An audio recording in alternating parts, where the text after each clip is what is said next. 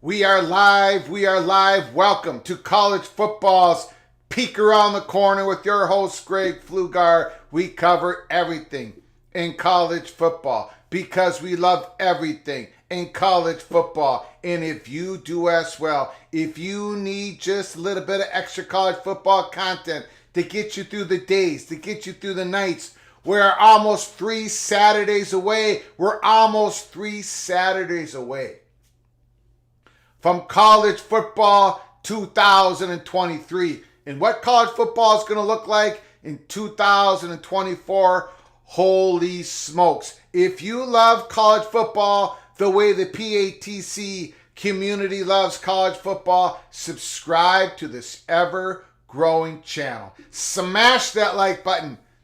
If you like the content, share the video with your family and friends, share it with your psychiatrist, share it with your priest, share it with your significant other, share it across your social media platforms. Come on into the studio. Come on into the studio. Come on into the house that sits on the corner of Keith Jackson Parkway and Kurt Gowdy Avenue. Do not be afraid. Do not be afraid to be a PATC legend in the comments and in the phone calls. Come on in. We have a stacked show tonight.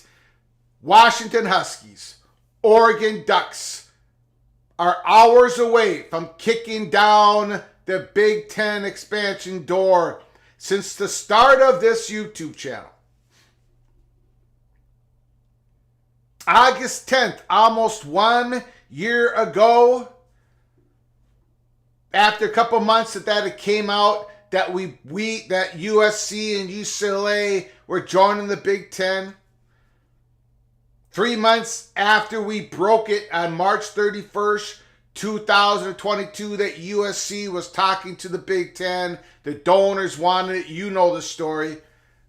If you don't know the story, go on Flug Empire. Look at the pin tweet. The Los Angeles Times did 4 interviews with me to get the story. I did no other interviews with anybody. Got asked a million of them. I said, no, no, no, no. We were going to set up this YouTube channel, and we did so. Prior to June 30th, 2022, after June 30th of 2022, every day, every week, every month since then, we told no lies. We said that Oregon and Washington were wanted by the Big Ten, and it's either going to happen 5 months from now or 5 years from now. Things had to go right for Oregon and Washington. They have the opportunity to get into the Big Ten by 2024. The dominoes had to fall just right. The first domino that had to fall was Kevin Warren himself. We told you the day he left, oh man, I got raked over the coals. When Kevin Warren went to the Chicago Bears, I said the biggest hurdle for near-term Big Ten expansion with Washington and Oregon has just left the building. But then there was another hurdle, another big one, the legal matter. We told you no lies. We kept telling you the Pac-12 was going to have to get cracked open by the Big 12, and it wasn't going to be just Colorado. It was going to have to be more than Colorado. Then we told you about the big bubble of action, the hot bubble of action, a hot bubble of action on April 28th. It happened on May 7th, the meeting in Chicago. ESPN came out with an article a couple hours ago. Read that article. It sounds like all the shows that PATC did throughout the weeks. Everything is there, ladies and gentlemen, and I told you the story would come out. The PATC community had that peak around the corner, and now here we are. Pac-12 is about to collapse. The Arizona schools, the Board of Regents are meeting, I think in about an hour and 20 minutes from now. Washington is meeting 9 o'clock Pacific time. That's 10 o'clock that's 11 o'clock Central time, midnight Eastern time. I think Washington, they might have canceled their practice tomorrow. Washington and Oregon is hours away from knocking down the Big Ten expansion door. There's no more crack. They're going to kick it off its hinges. They're going to knock it down, and they're going to become Big Ten members for 2024. All these comments, all these weeks, all these months, where it was told to us by many people out there, the Big Ten is not going to expand west again. It's not going to help the travel. Oregon is not a Big Ten school. If Oregon and Washington wasn't taken on June 30th, 2022, they're not going to be taken now. If it was going to happen, it would have already happened. Oh, I can't stand that logic. I cannot stand that logic. And then we told you, the Big Ten, man, they had so many opportunities to nail down their 2024 football schedule. Not just the matchups, but the dates, everything.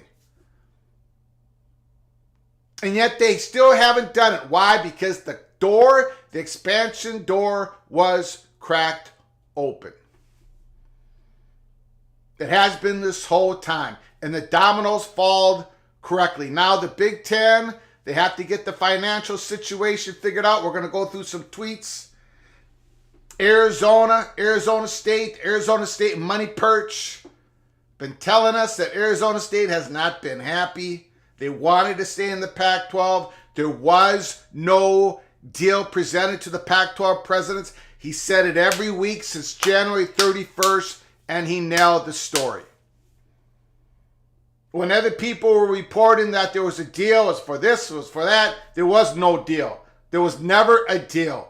Sure, they had the apples sitting there, the projections, but it was never a deal. About 2 months ago, the Arizona State money perch told us when we do get it, when we do have it presented, it was going to be difficult to decipher. What happened? The Pac-12 presidents got a deal that was difficult to decipher. They have no idea. They still really have no idea how much money, how much revenue they would make based upon a commission of selling subscriptions. It's absolutely ridiculous. And now Brett McMurphy reports that the Apple primary media rights deal with the Pac-12 expires at the end of the week. At the end of the week. Sources told Action Network proposals in the low 20 million. And we reported that night when it was finally presented to the Pac-12 presidents. We reported to you that night that Arizona State was looking at this media deal. They had to come up with some sort of number, right? How many subscriptions do you think they could sell and all that stuff? They're sitting there, and they came up with $22.5 million per school per year. Brett McMurphy reports today that it was in the low 20s.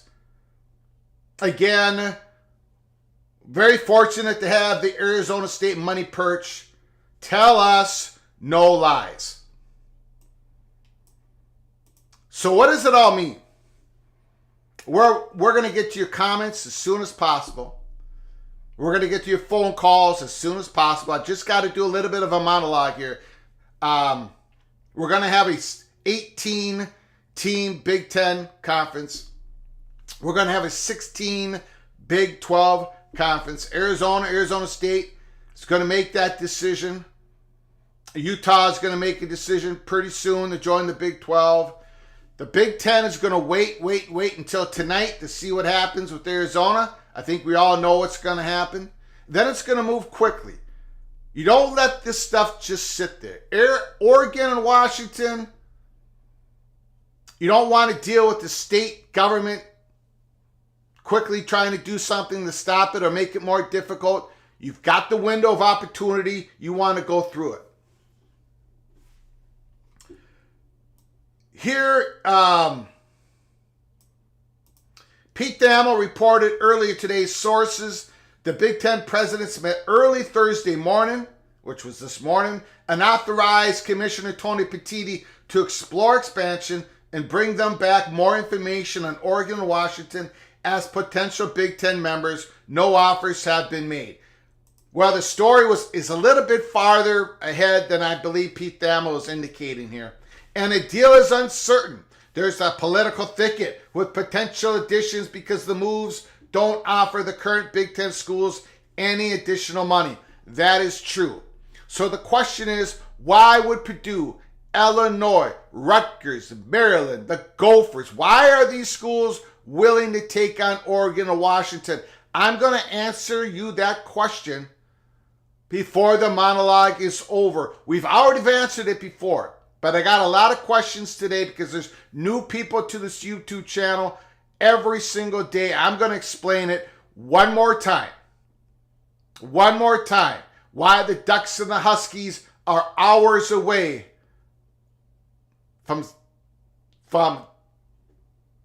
kicking down the expansion door, the Big Ten expansion door. And then Pete Thamel says, Oregon and Washington would also have to come to terms with not getting a full share, which isn't a slam dunk for them. There's potential, but significant roadblocks remain.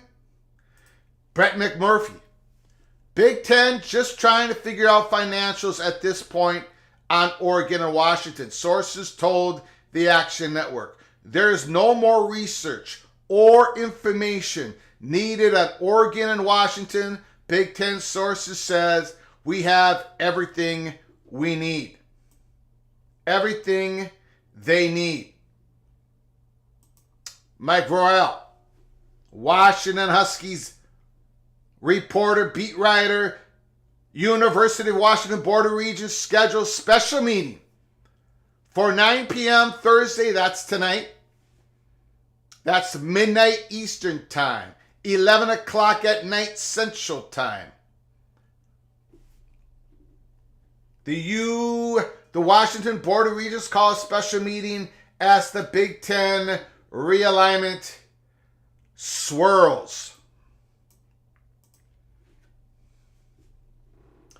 So, it's all on the line tonight. Arizona schools, we're getting ready to make that decision to join the Big 12. And Washington and Oregon have a decision to make. And and we believe they're going to be in the Big Ten. They know the numbers. They know the situation. I know there's been a lot of reporters out there. And every time I do an article, every time I read an article from the West Coast, and they're saying that one of the reasons why Oregon and Washington would want to stay in the Pac-12, even if it's the depleted Pac-12, it's because it's going to be easier to win the Pac whatever number conference championship. It's going to be easier for Washington and Oregon to get to the college football playoffs if they stay where they are instead of going to the Big Ten. And I've said over and over and over again, that is not how the real world works. Oklahoma and Texas called sinking the SEC not because the SEC is easier to win a conference than the Big 12. UCLA and USC did not call the Big 10 to try to get into the Big 10 because it's easier to win the conference championship in football than it is in the Pac-12. These school presidents, these athletic directors, that is not part of the criteria on the decisions of realignment. It's trying to make sure that you are protected. Your front porch of your university gets as much exposure and revenue for your student athletes going forward. That's it. Oregon and Washington know the road to winning a conference championship in the Big Ten is going to be more difficult than if they stay in the depleted Pac-12. But that is not one of the criterias of how they're making the decision. So many people, look, we have said this over and over and over again. Fox wants Oregon in the Big Ten. I don't know how many times I've said that. I don't know how many times I've said Oregon and Washington 5 months from now or 5 years from now. And here's the answer to the question. Here's the answer to the question. Why? Why Purdue? Why Minnesota? Why Maryland? Why Rutgers? If you're not going to make any more money here, you might even lose a little bit of exposure. Why are you doing this? Why are you bringing on Oregon and Washington? And I've answered it before, and I'm going to answer it tonight once here, right now, and nobody else is really talking about this.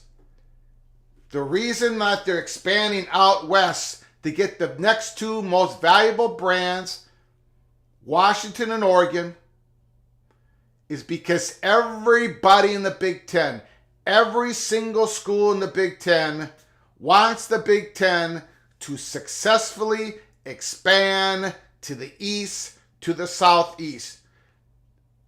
And to do so, they needed to expand out west again.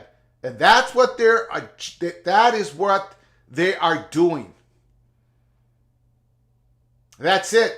Because when they go east, and eventually when they get Notre Dame, then all the schools are going to reap the benefits. This is a building block. Oregon Ducks is a building block. Washington Huskies are a building block to finally establish that full national conference. To benefit your media partners 100%. The greatest bandwidth of universities, time slots, windows, large research universities, big brands playing each other more and more often. Washington and Oregon. That's why they're about to be able to kick down the Big Ten expansion door. And we've been explaining that since day one, and we explained that before June 30th of 2022, when we knew it was USC +1. Okay, let's get to your comments. let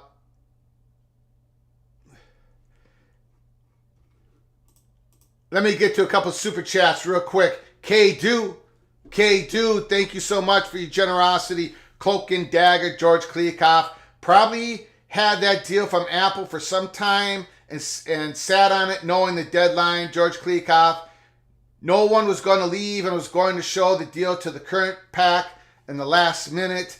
His bluff was called. Yeah, he's had it for some time. He did not present it in full to his Pac-12 presidents. He was hoping to cobble together some linear partners. But there was nothing ever there. It just wasn't. And our Arizona State money perch kept telling us that, guys, we're not Arizona State. Michael Crow, Anderson, the athletic director, they're not getting presented anything. They don't have anything. And all these reports circling around about what the Pac-12 presidents are looking at, what type of money, who they're going to get, all these rumors, all these reports from out west, from the Utah station. The report that they had the deal together, but they were just missing a little bit of something. None of it was factual. Let's just put it that way. K-Do, thank you so much for your super chat. I appreciate it. I know I've missed a couple here. Let me get to this. George Parrott, where is Stanford in this discussion? Big Ten or independent? Boy, it looks like independent. Unless Notre Dame moves off the dime, which I believe was going to be the case. On June 30th, 2022, I believe the next wave was going to be Oregon, Washington, Stanford, and Notre Dame. At some point, Notre Dame was going to have to make a decision. I'm going to take the L on that because they keep being patient. They keep waiting it out. And then Stanford, man, that's the Stanford situation. Nobody knows if Stanford is really in this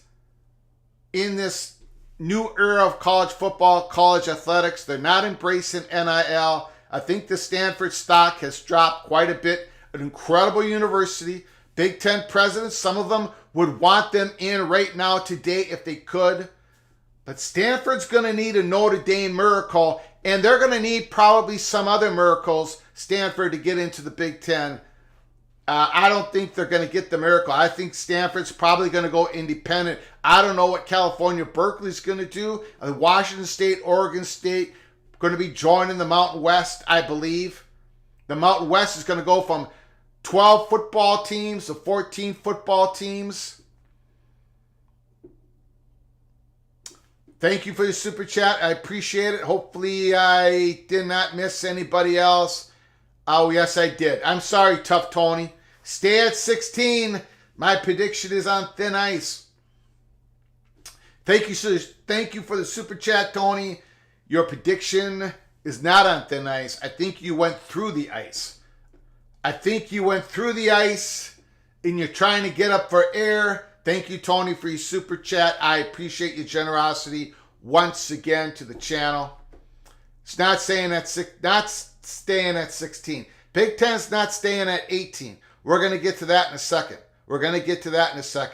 I do have some clarity on... I have a little bit of clarity. I have some intel to share with you on the Florida State situation from a Big Ten perspective. Okay, but let me get to your comments. But we're going to get to it. I've been a poking and I've been a prodding to try to give you a peek around the corner when it comes to the Florida State situation. I think a lot of people... Well, we'll get to it. Let me get to your... Greg's in his bag on this monologue. I don't know what that means. Florida State's not going anywhere. T-Duck, your comments are usually, this team's not going anywhere, that team's not going anywhere. But then at the end of the day, teams are going somewhere, T-Duck. I think your feet, you might have a little bit of feet of clay, T-Duck. You've been saying that nobody's going anywhere, that no one was going to the Big 12 and the Pac-12. I see your comments. Okay. Very good chance Utah coming to the Big 12. There's an excellent chance Utah's coming to the Big 12.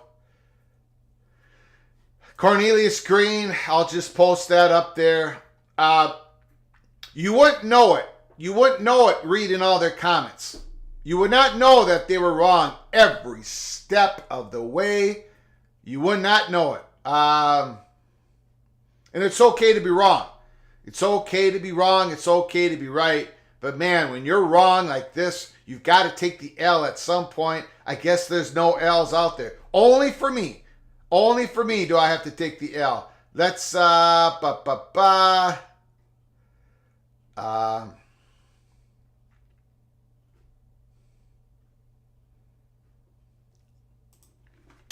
USC and UCLA really want to be the only Western schools in the Big Ten? I've read that online, but don't know if it's true. Were they promised that? They were not promised that. And boy, did I have to... Whew, that's another myth that I got raked over the coals on. We said at Peek Around the Corner, USC did not have a veto. We said that 12 months ago, 11 months ago, 10, 9, 8, 7, 6, 5 months ago. Sure, they didn't want other schools to be into the Big Ten from the West Coast, but they did not have a veto. We told you that the Big Ten wasn't going to be a 20-school conference with only 2 schools west of Lincoln. That wasn't going to happen. The Big Ten wants to go east. They want to go east, and we're going to get to that in a second. They want to go east, ladies and gentlemen. They want Notre Dame.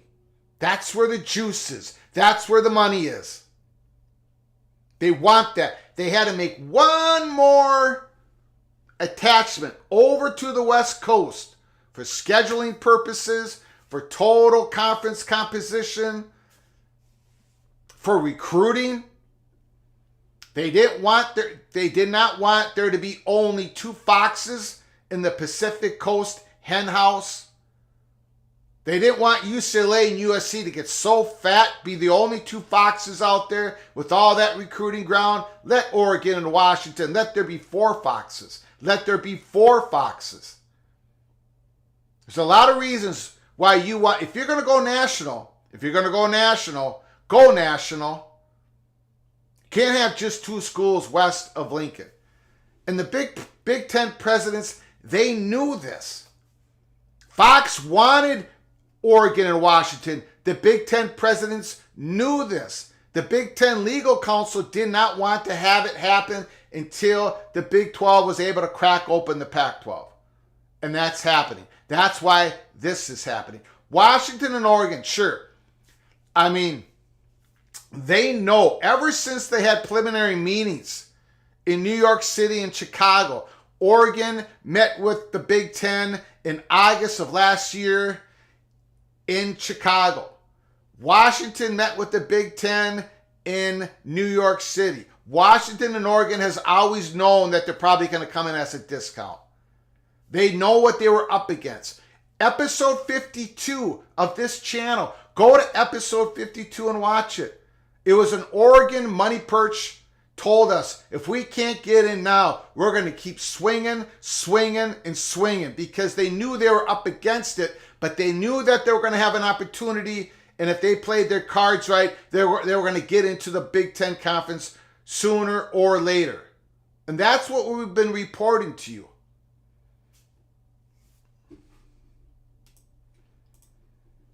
The Big Ten knows the details of the Pac offer. Why offer any of the Pac schools more than 50% share, $40 million or less? Well, you know, it's a two-way street, right? The Big Ten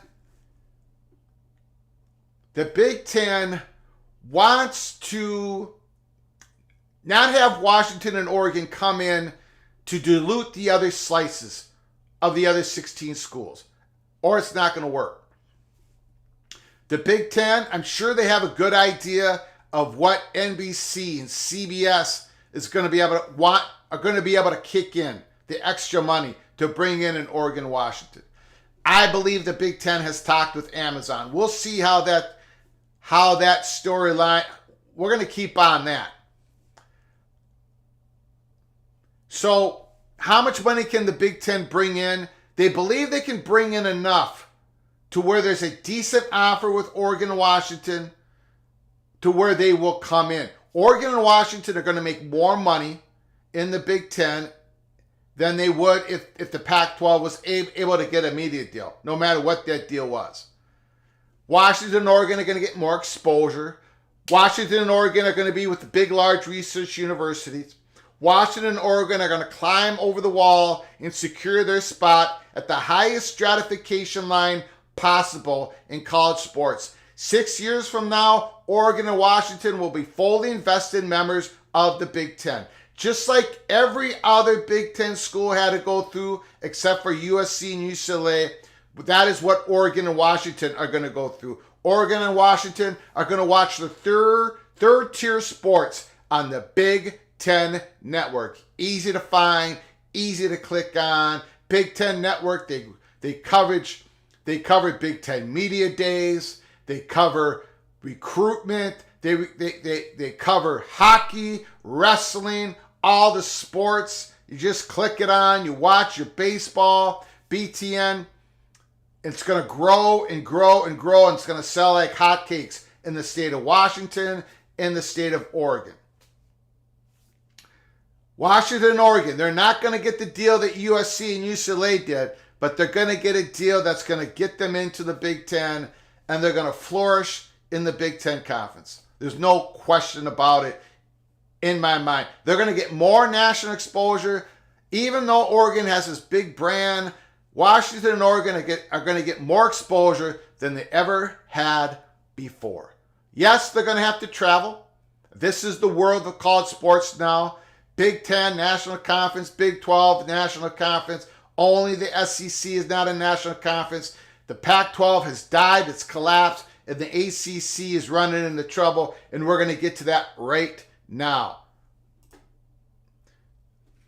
Eric, the Big Ten, I already got it. I'm sorry. Sorry about that.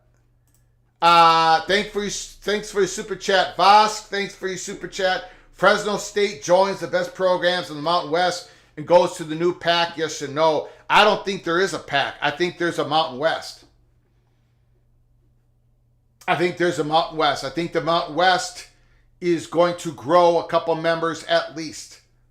I think you're going to take Oregon State, Washington State. I think you're going to be able to renegotiate your media deal. You're going to get a few $1 million more. I don't think there's going to be 5 autonomy conferences. There's going to be 4. The networks are not going to belly up at the bar with Oregon State and Washington State and say, hey, fill up this conference. And, it's packed. The Pacific Atlantic Coast Conference is dead. If Arizona makes the decision we all believe they're going to make, if Washington and Oregon makes the decision we all believe they're going to make, Oregon State and Washington State to the Mountain West. I think that's pretty clear cut. Okay. We are going to we're going to get to the Florida State. We're going to get to that in a second here. Brian Murphy. Bubba Cunningham. Let me open up my Diet Coke here. Let me open up my Diet Coke.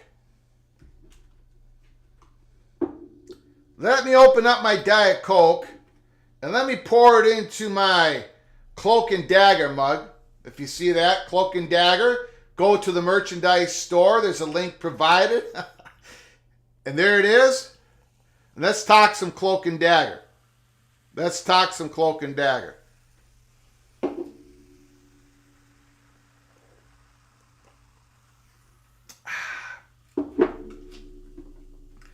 Let's go back to Bubba Cunningham.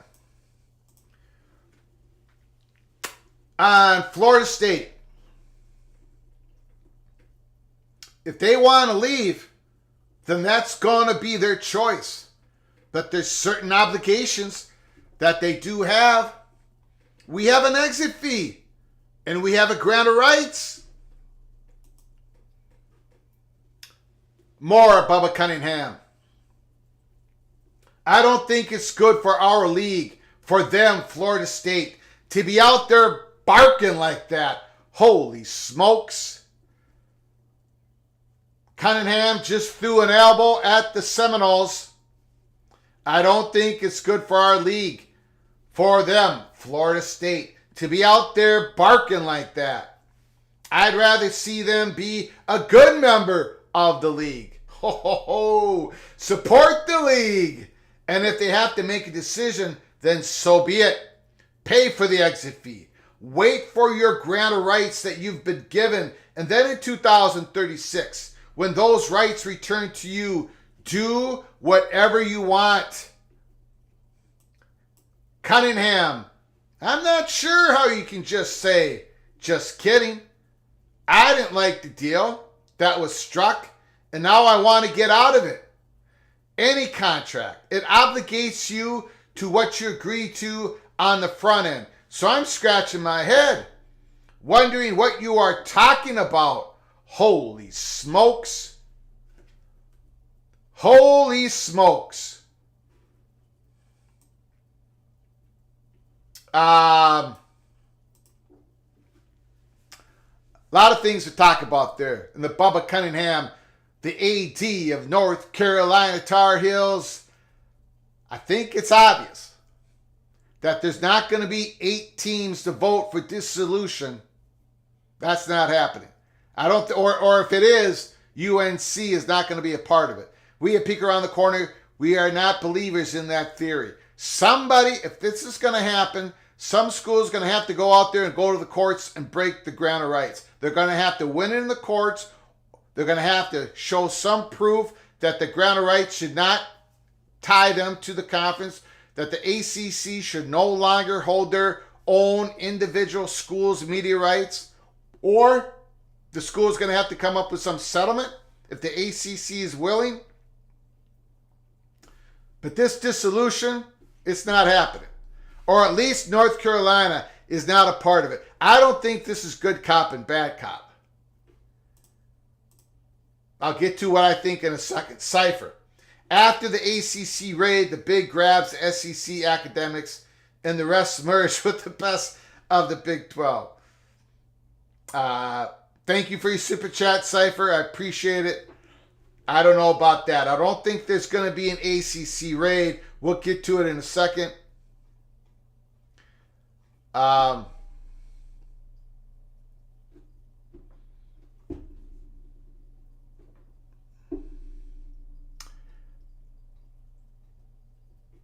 Okay. Here's the deal. Let me get to it in a second.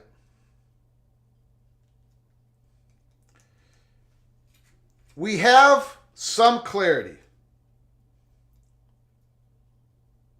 on the Big Ten. Florida State.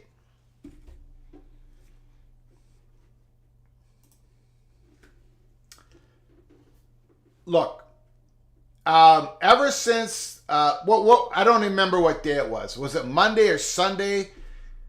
This rumor came out that Clemson and Florida State were going to announce that they were joining the Big Ten Conference by the end of the week. On Monday or Tuesday, I did an episode. Peek Around the Corner. I don't remember the number. You can go to our YouTube channel.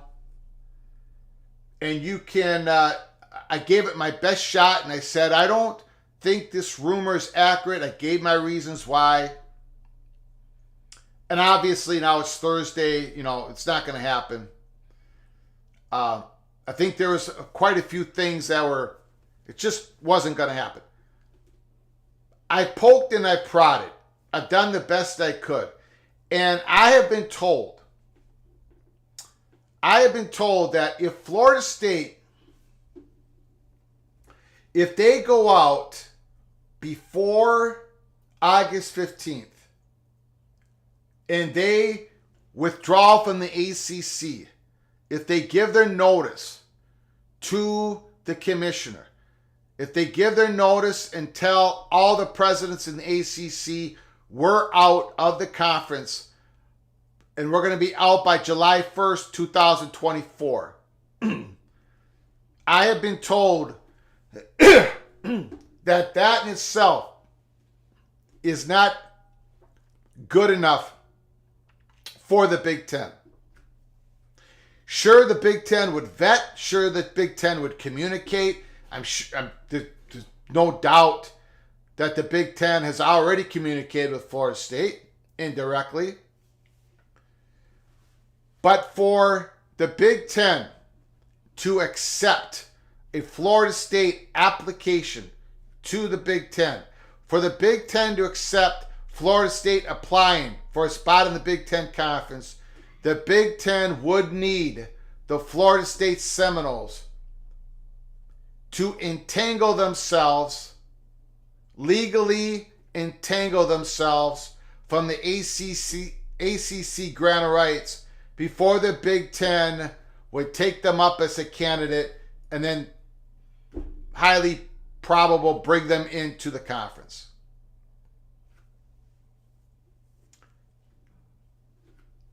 So, from where we're standing here at Peek Around the Corner, from what we've been told, if Florida State puts out a withdrawal notice before August 15th, and if they do so and they believe they have a landing spot, it looks like it would have to be with the SEC. Or we could be wrong. We got a very high batting average here at Peek Around the Corner. We could be wrong. Or it could change on us. But we would take the L if the Big Ten would accept the Florida State without them resolving the grant of rights first. We were told in pretty strong terms that the Big Ten, they would vet with Florida State, they would talk to Florida State indirectly. Once Florida State put the withdrawal notice in, but they would not accept an application with the gore hanging over the Florida State's head. So Florida State would have to pay out a settlement, ACC would have to agree, or Florida State would have to successfully win it in the courts, and that's not going to be happening in 1 year. So is Florida State, either they're going to have a landing spot, if they're going to do this, they either have a landing spot with SEC or for sure, or they just going to do it without a landing spot and they're going to bet on themselves. I've also been told, I was told previously, and being told once again that there is, obviously now everybody knows that there's real smoke to this, that they could withdraw before August 15th. There are people out there who truly believe they're going to do it, that Florida State's going to do it, in large part because of the personalities that are leading Florida State. They say what they mean what they say. And even if people disagree with them, they do not want to die of 1,000 cuts. They do not want to see their front porch of the university just get buried with revenue from the SEC. They do not want to get their front porch of the university buried by not having the revenues that is needed to compete at the highest level. They don't want to see any more Florida State donors be able to just contribute to the NIL, while Florida State donors have to contribute to NIL and facilities because they have to double dip in their pockets, because they're going to get buried by the revenue advantages of a Florida, of a Tennessee, of a Mississippi State, of a Mississippi, of a Vanderbilt, go on and on and on and on. So the smoke is real, but from our standpoint, the only landing spot, clear landing spot that Florida State could have if they actually do the withdrawal of notice of the ACC, the true landing spot is with the SEC or it's nobody. That's what we have for you tonight. Arizona State, they're about 42 minutes away. Their meeting. Washington, 3 hours and 42 minutes away from their meeting or something like that. My math's not too good. And Washington and Oregon, they are hours away from kicking down the Big Ten expansion door. Let's get to all your comments. We're going to get to your phone calls real quick. You can disagree with anything I said at Peek Around the Corner. That is fine. We can disagree with here at this YouTube channel. Make sure you smash that like button. Make sure, if you want to have a comment and it shows up and we talk about it, just make sure you hit the $, little donation to the channel, and we'll get to your comments right away. Seminoles are willing to create a new conference. That's another theory put out there. Florida State trying to recruit other ACC schools to leave the conference, to form a conference.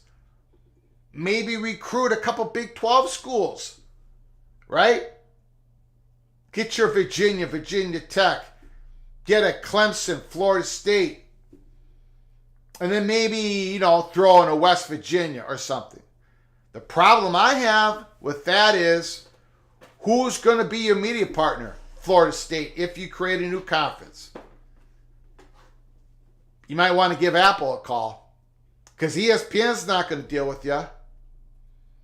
And I'm not sure Fox is going to be willing to deal.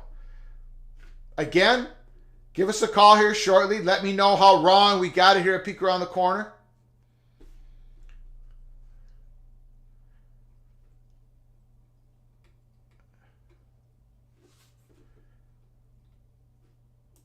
Washington is having a meeting tonight.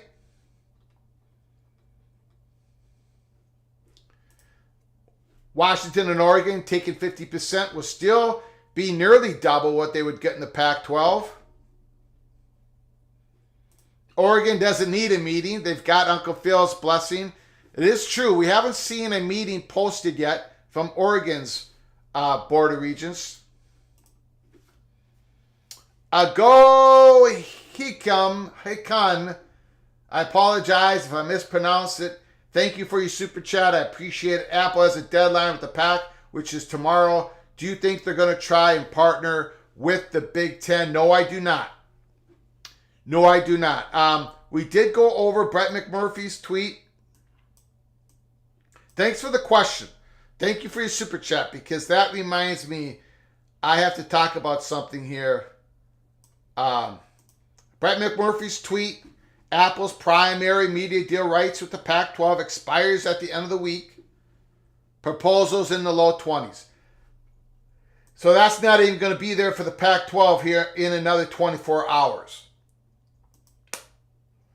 No, I don't think so. Apple TV, they work on trying to get into live sports space. Apple TV, when they go in on something, they want the whole enchilada or most of it. And of course, you can't get that in the Big Ten media, right? I do believe there's a chance, an opportunity for Amazon to get to be a Big Ten media partner. I think there's a chance.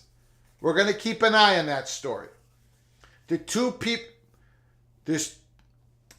people that truly Amazon did not like within the Big Ten leadership. Allegedly. I'm going to put the word allegedly up there. Both of them are gone. So there's an opportunity for Amazon. We'll see what happens. If they pay the right amount of money, Friday night slot, we'll see what happens. I don't believe it's going to be Apple TV. Thank you so much for the super chat. I appreciate it.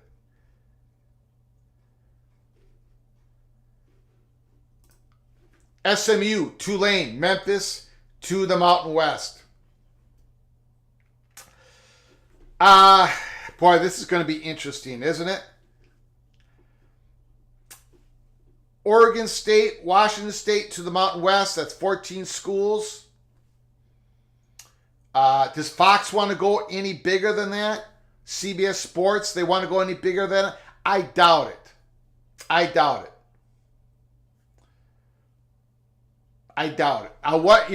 It's going to be interesting. Again, the ripple effects, this realignment wave has ripple effects that's going to filter throughout all the conferences. I think this hurts North Dakota State, South Dakota State, those two FCS football programs to be able to get into the Mountain West. I know they were interested to moving from FCS into the Mountain West, but I think the Mountain West is going to pick up Oregon State and Washington State. So I think this affects North Dakota State and South Dakota State in a negative way, and that's just that's how it is. College football is becoming a ruthless business. Ruthless. Okay, let's get to your phone calls. Talk anything you want. College football. Arizona State. Looks like they're going to do it together. And then Oregon and Washington. What are you feeling? What do you think? How are these conferences going to structure themselves?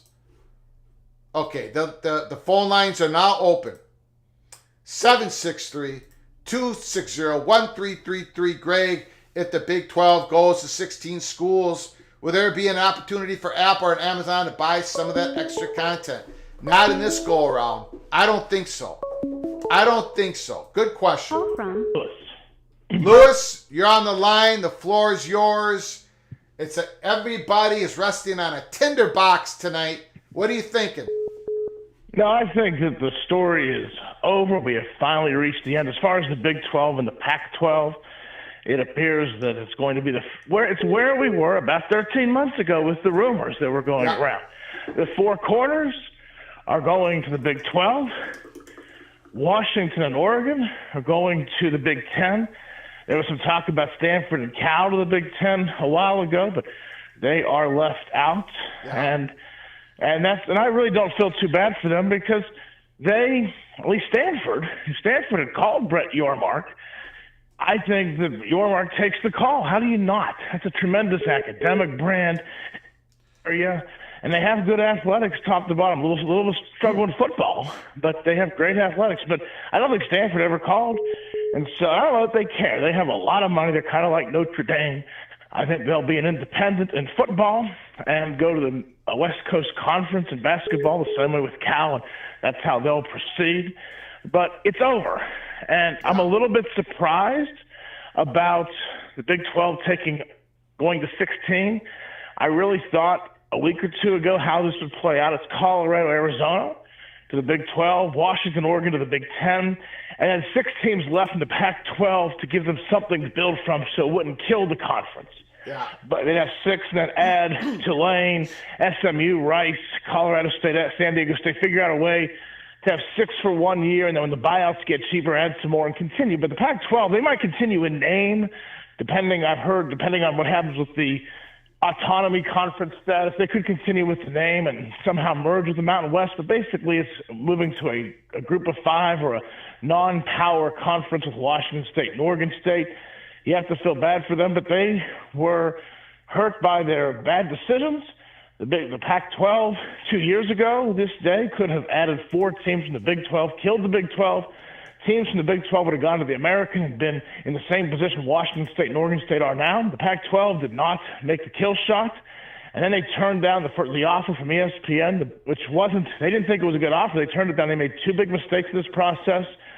So they got what they deserved. You hate to see it, but they made bad decisions. It's a ruthless business, and it's kill or be killed. In this case, unfortunately, the Pac-12 and George Kliavkoff ended up on the wrong end of that. So let me ask you a question. Sure. What do you think of it doesn't look like the dominoes fell the way that UConn wanted them to fall. So you think this is do you think UConn's dream or opportunity of getting into the Big 12 is now over? Yeah, I believe it is for now because now, admittedly, I was warming up. I was against UConn a week ago. Their football program has been deplorable the past 10 years. I know they were decent last year, but they didn't even play in 2020. They had several 1- and 2-win seasons. Their campus, I've been to it. It's really in the middle of nowhere. It's not on campus. I feel bad. They invested big time in football. Everyone was saying, oh, ESPN's going to take care of UConn. Well, no, they're not. ESPN and the Big East fell apart in large part because of actions taken back then by certain schools that left UConn in a bad situation in 2011. And so ESPN wasn't going to bail out UConn, and they haven't. Where I see this going potentially, if we get to a Final Three, and it's probably not for 5 or 6 years, that day might come when the ACC will do a grand bargain where you'll get everybody involved. They'll figure out a way to divvy up the ACC and result in 3 conferences. I don't think that happens, certainly not this year. I know that people would like to see it before the 2026 playoff, see the 3 conferences, and those 3 have more of the bids, leave more at larges for the Big Ten and the SEC so they can get more money. I don't know if it can happen that quickly legally, but if that does happen, then it's quite possible that the Big 3 will break off from the rest of college sports and regulate themselves. And if that's the case, there's a good chance the Big 12 could add UConn and some basketball-only additions, Gonzaga and some other Eastern additions, so that every major basketball power is involved in this and they can break away and have their own basketball tournament, their own football tournament. That's still a few years down the road, and that's where UConn's hope is. Yeah. Keep winning in basketball. They have a good media market. But no, I mean, it's disappointing to some degree from a West Virginia standpoint. These are a lot of travel. But I actually thought about it some more today, that actually the travel's not so bad, because they'll probably have to make in a basketball season, for example, men's and women's basketball, one trip out to the Rockies, or out past Colorado anyway. They may have to go to Colorado and out past there, but one trip. And they'll go play Arizona and Arizona State in one trip, just bus between the schools, and then Utah and BYU are a bus ride between each other. And so you'll go out there and play 2 games. You'll probably do that once in a season. So that's not so bad when you think about it. It actually is more efficient. Same way with the Big Ten adding Oregon and Washington. It's more efficient if you have teams as travel partners. And that's going to help West Virginia with Cincinnati in the Big 12. Teams don't have to come all the way out to Morgantown for one game. They can play 2. So actually it won't be so bad. It's frustrating because West Virginia's got some teams in the conference clear on the other end of the country, but you're not going to the American. You're not playing in a regional league anymore. The world has changed. You just have to adapt to it. But I think it's turned out very well for the Big 12, but it's been a lot of creativity from Brett Yormark. The Big 12 will dominate the Rocky Mountain region, which is a growing region of the country. Arizona, Utah, Colorado, that area now belongs to the Big 12. Yeah. Kansas belongs to the Big 12. A good bit of Texas, not all of it, but a good bit of Texas belongs to the Big 12. And so they have a good presence there. And then they have West Virginia and Cincinnati, kind of that area of the country. So they have some areas where they will be the conference. And we'll see what they can do. We'll see if they can win games in the playoff and get to finals and somehow win a national title. I don't know if that'll ever happen, but if it does, it certainly helps show that, because you only need so much money, Greg. It's not about money. It's about NIL. It's about picking and buying the right players. So a team that has NIL resources can play on the playing field. I don't care if you've got these beautiful facilities. Maryland, the coach said, we built this beautiful facility, but why do we do it? We need to buy the players, not the facility. So even if the Big 12 is making less money, I think the right set of circumstances, someone can compete, and that would be good for college football. You don't want to see the same teams winning every year, but it's going to be tough. We'll see. The number one issue that the Big 12 has to fight against SEC and the Big 10 here in the right now, but in the future, is that the Big 12 needs to do all they can to make sure that the 85 scholarship, that number doesn't go up. Keep it at 85. Keep it at 85. There's only so much that the big brand schools and the SEC and the Big Ten, there's only so many players that they can buy at so much price. Keep it at 85. Don't let that go into 95 or 105. I think that's the number one issue for Big 12. Well, we will see. I believe they can compete. I know it didn't go so well for TCU against Georgia, but then again, nobody was beating Georgia that night after Georgia just survived Ohio State. Yeah. So I mean, the Big 12, though, has solidified itself as a conference that's going to be in the mix with a lot of teams that 2 years ago looked like they were going to be cast off. You had the Alliance, and the Big 12 was left out of the Alliance.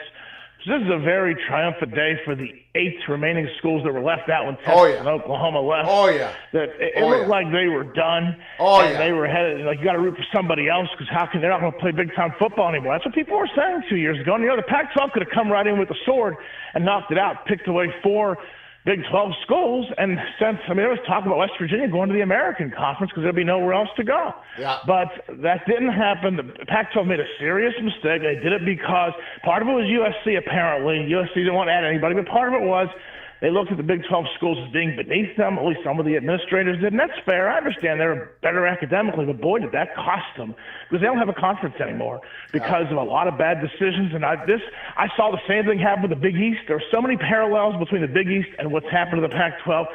I mean, I followed that history. People that followed the Big East in the 2000s know that history, but apparently the Pac-12 administrators did not follow that history.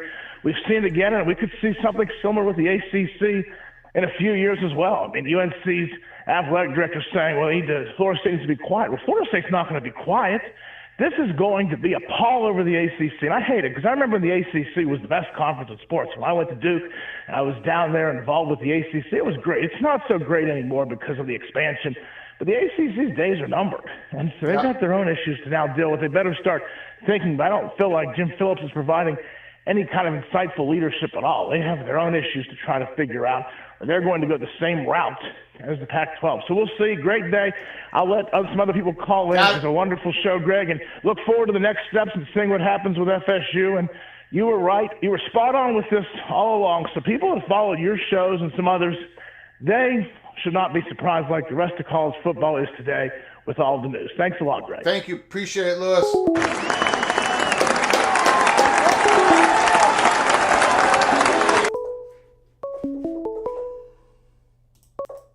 Call from Doug Hall. Doug, can you hold on 1 second, please? I sure can. I appreciate it. Super chat from Roy Hillman. Thank you so very much for your generosity. Thank you for coming in to the studio, to the house that sits on the corner of Keith Jackson Parkway and Kurt Gowdy Avenue. And one other thing I want to say, there's been some comments about Oregon. Are they stalling? Are they thinking about this? What's going on with Oregon? They don't have a meeting. I'm going to tell you something. I would be absolutely gobsmacked if Oregon wasn't jumping into the Big Ten hours as soon as they possibly could once the Arizona puts the death blow to the Pac-12. And the reason why I say this, because we've been following this. Look, and I've said this pretty directly. And when I wasn't saying it directly, I was hinting around it. I mean, my goodness. First of all, Oregon has been incredibly aggressive trying to get into the Big Ten. Not just, I'll just stop right there. And Fox Sports wants Oregon into the Big Ten. So for Oregon at this hour to squabble over a few million here or there, I cannot see it happening. If it happened, look, I try to give you a peek around the corner. I do not have a crystal ball. I'm telling you, if Oregon stalls at all on this, I would be gobsmacked. I would be the most shocked person in the country, because what we were led, what we've been told for a long time. So I don't think any of that's happening. Okay, Doug Hall, thanks for your patience. I appreciate it. The floor is yours, good sir. Thanks, Greg. The question I can never seem to get answered, and you kind of alluded to this, what did the ACC promise Florida State to get them to sign? Because they were reluctant to sign. And if they're saying that the grant of rights and they're not worried about it, then they may have something that says, oh, you'll be one of the top earning schools in the nation, and they can pull that out and say, well, not so fast. And they could sue the ACC, and they would maybe settle out of court because I don't think the ACC wants to go through discovery. Okay, I mean, great call. Great call, Doug Hall. I mean, that's the question, right? Is there Yep. some communication that Florida State has with the ACC? Some sort of email back in the day, something, or a telegram or whatever back in the day. Because they keep saying this. We heard Peter Collins just say it again a couple days ago. We've got a handle on the grant of rights. We've got a handle on that. That's not the document we're worried about. What are you talking about? It's not the document you're worried about. That means to me, and I have no intel. I'm just guessing here. They must have something unique to them, to Florida State, because as you mentioned, they were the last one to sign the grant of rights. The reports at that time is that Swofford had to go down there and twist an arm or two. So what is it? Could there be something there? It's a great question. Great call, Doug Hall. What do you think? Yeah, I'm just speculating like you are, but I mean, I don't think they'd be saying all these things that they are if they didn't have something somewhere that said, hey, we're going to throw, because, think about it. They kind of held their water while all these TV deals were done, and now the ACC can't come back and say, well, wait, we're going to have a TV deal that's better, because they're not. And so, and I don't think they're just talking to hear themselves talk. I think they're too smart for that. I don't know. I mean, Florida State has to have some angle to this. They have to have something. And nobody can figure out what it is. So, again, I'll go back to, it must be something unique to Florida State. Some sort of promise, some sort of consideration that they did not receive. So they think they can get out. Because they're talking a big game with that grant of rights. Well, they sure are, and if they're not worried about that, then they have to have something. So, yeah. Hey, have a good evening, and thanks for taking my call. Beautiful. Thanks, Doug. Great call.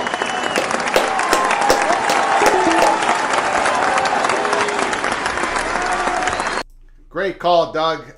Okay, let's get back to the comments. Phone lines are open, 763-260-1333. I hope I've caught up. No, I did not caught up. I'm sorry, Bubba Bryant. Bubba Bryant, new definition of insanity, college football, expansion talk. I think that's a gopher. I think that's a gopher in Bubba Bryant's avatar. Thanks for the super chat. I appreciate it, Bubba.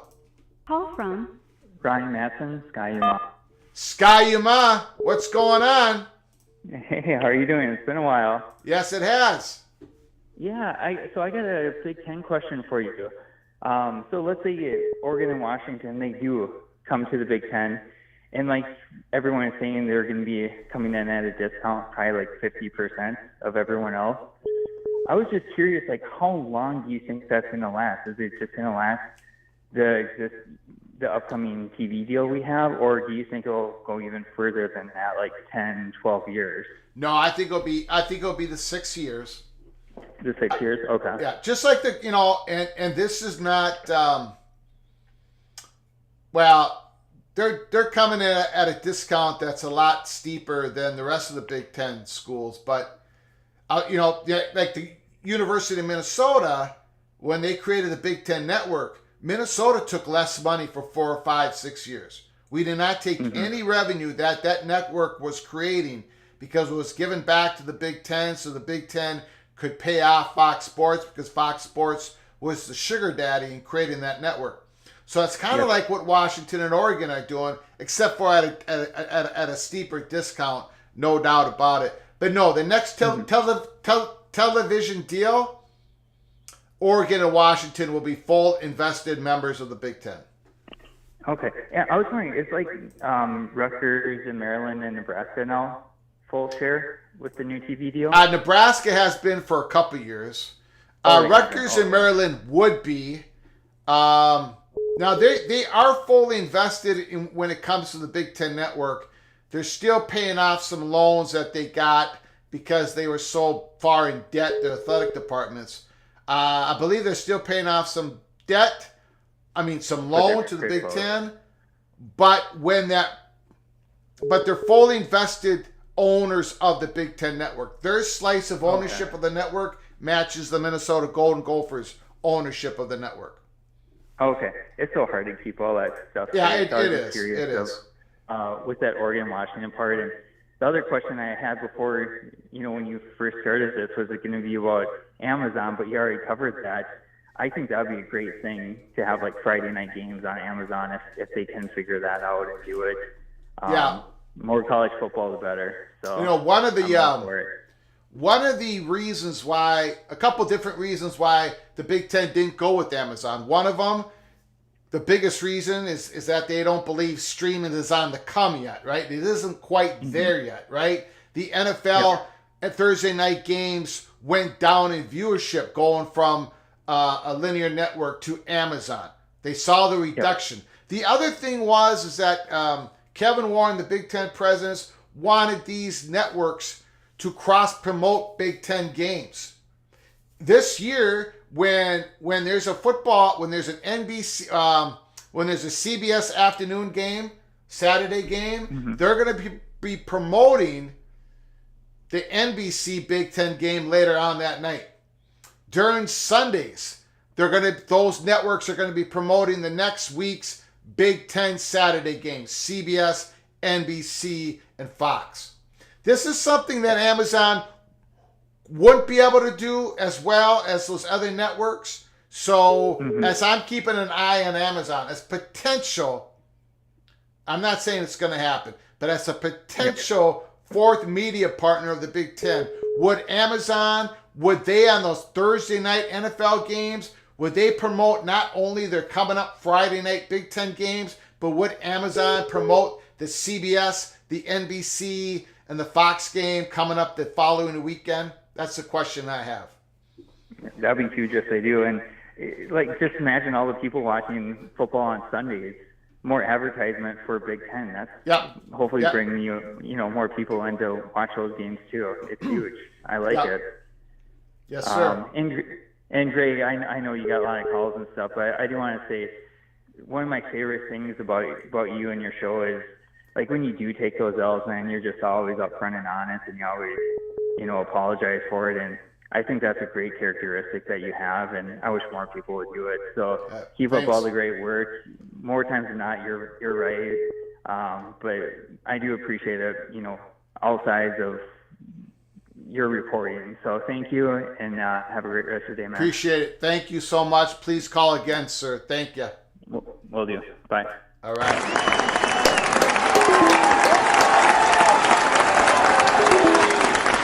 Guy Gutzman looks like a Husky is in the house. I won't miss the ineptitude of the Pac-12 referees if the conference implodes. All right, Guy is speaking here. Guy is speaking. When Washington plays Minnesota, I'm going to be giving the referees a manila envelope full of cash, about $15. We'll see if it helps the Gophers. Oh, the call dropped off. Please call again. That phone call dropped off. Okay, we got one more super chat here. David Hackett. Did you hear about Greg Sankey and Michael Alford talking today about Florida State, the SEC, per ESPN Matt Barry? No, I did not. Hold on a second, David. Call from Immaculate. Immaculate is on the line. Mr. Hawkeye. Can you hold just a second? Of course. So, David Hackett, thank you for your super chat. Thank you for your generosity. If somebody else has this information, and if there's some link, article, something, you can drive it to my direct message on my Twitter account at Flag Empire. I would love to read it. Again, David Hackett is saying in the chat, did you hear about Greg Sankey and Michael Alford talking today about Florida State to SEC per ESPN Matt Barry? Immaculate, have you heard anything of that nature? I've been hearing so much.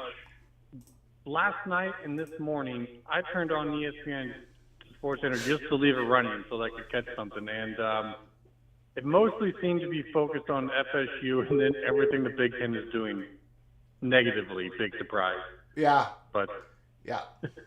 yeah, no, I haven't seen a direct, but I've seen people talking about it a lot, as if he said something like 4 to 6 schools they'd be interested in. But then I think he also supposedly came out with something and said, "Oh, we're still at 16, we're not looking." So I kind of take it more about what Feinbaum said. Like, I think Feinbaum is that voice that they're going to use, and he's saying the SEC is going to go for FSU. Yeah, I did hear Paul Feinbaum talk positively about FSU. In the past, he hasn't done that, so something changed. Little bit of change there, yep. And that's kind of who I think that they're going to use on that as their little spokesman to go out there and say the things that they can't say. Because the SEC is in the same boat as the Big Ten is in regards to FSU now. I mean, yeah, they're both with ESPN, but there's SEC and the ACC aren't the same. Yeah. But one thing I wanted to ask you, I'm trying not to take too much of your time tonight. You said, and we have the tweets of the Apple deal supposedly only being here for a short amount of time. Yeah. How long do you think those offers usually last for? And if they're usually for a decent amount of time, how long do you think they've had that sitting on their desk, that they've just been sitting on it, if it's actually, I don't know. I don't know. I don't know if Apple has just decided to pull it away from them here and saying, okay, you got by the end of the week. I don't know if that's I don't know the answer to that question. Yeah, I'm sure it's been sitting there for a while, and they were trying to figure out a way to add some linear to it. That's kind of my take, is that it's been there for a while. It always seemed to me like a deal that was first initialized probably even before USC, UCLA, and Colorado were gone. Yeah. Like with subscriptions and all that, I think you would probably be thinking, well, they got LA on the wrap, so maybe. Now, did you hear what I said in the monologue where I said we've been told at Peek Around the Corner that the Big Ten would not, if Florida State send their withdrawal notice to the ACC by August 15th, the Big Ten would go ahead and vet and have some some talks with Florida State, but they would not accept a Florida State application to the conference until Florida State releases themselves from the ACC grant of rights.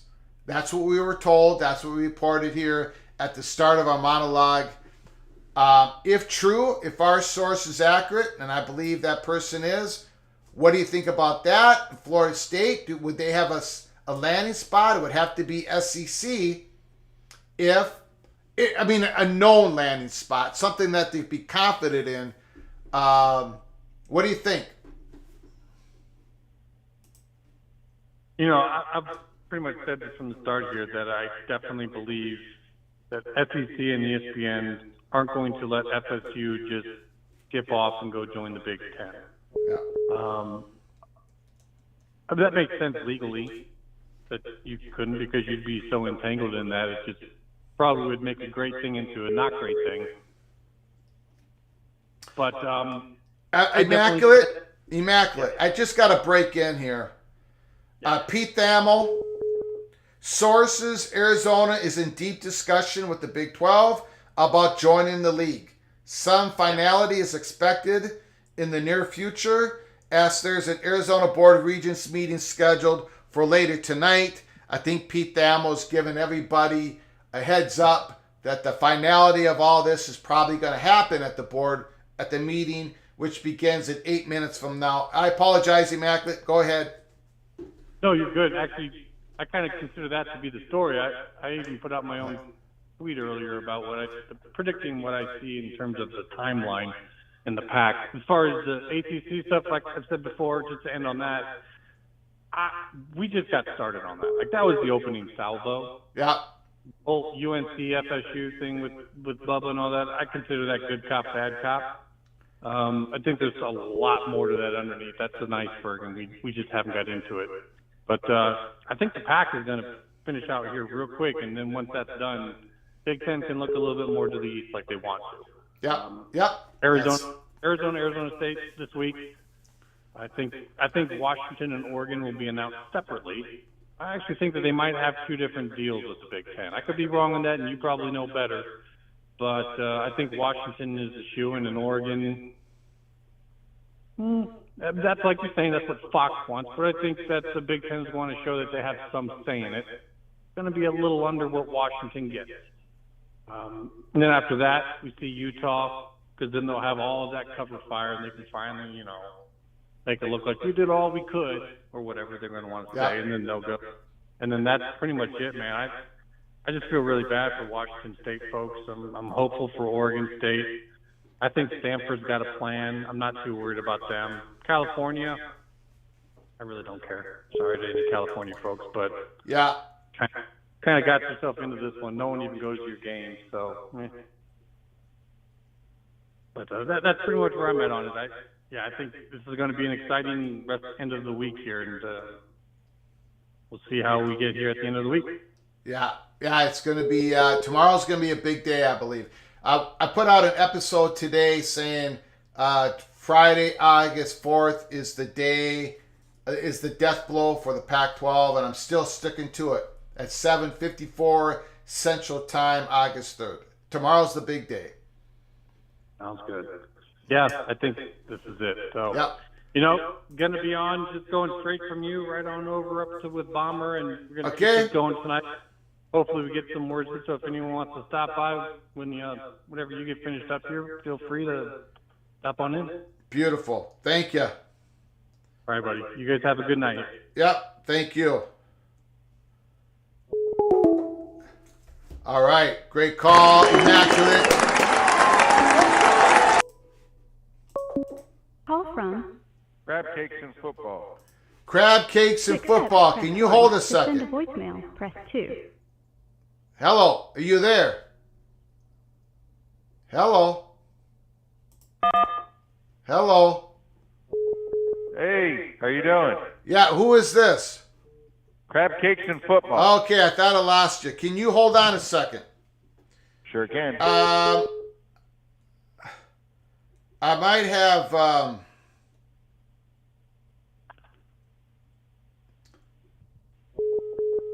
might have missed D5 Terps' super chat. I do apologize.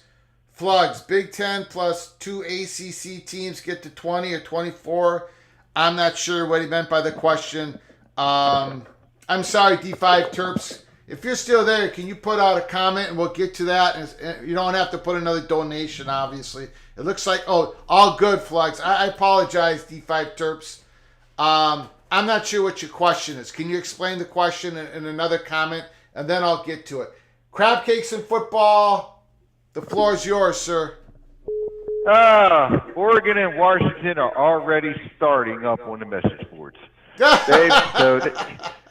So that must mean something. They've already started trying to slam Maryland and try to slam Rutgers, and then when we respond to them, they don't like the fact that they're coming in possibly at a half share. We're already members, but yet they're mad that we're. So it's already started.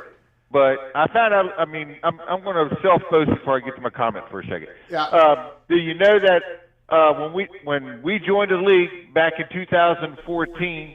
The Big Ten only made $317.2 million. After Rutgers and Maryland, it shot up to $684.6 million.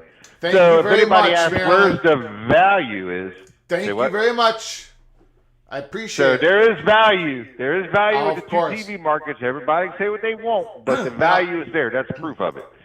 So, but now I saw today where even the SEC is like holding off from FSU, and the Big Ten is now saying they're holding off FSU. I think both conferences have decided not to get involved. They do not want to be tied to FSU as they go through this fight.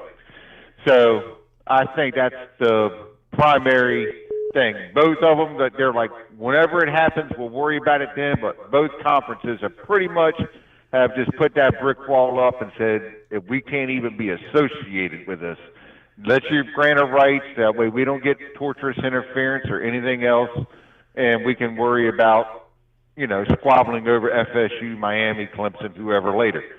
And then as for Washington and Oregon coming in, hey, we knew it had to happen, but I just hope they stop there. I do not want Stanford only if Notre Dame comes, but we definitely don't want Stanford and Cal.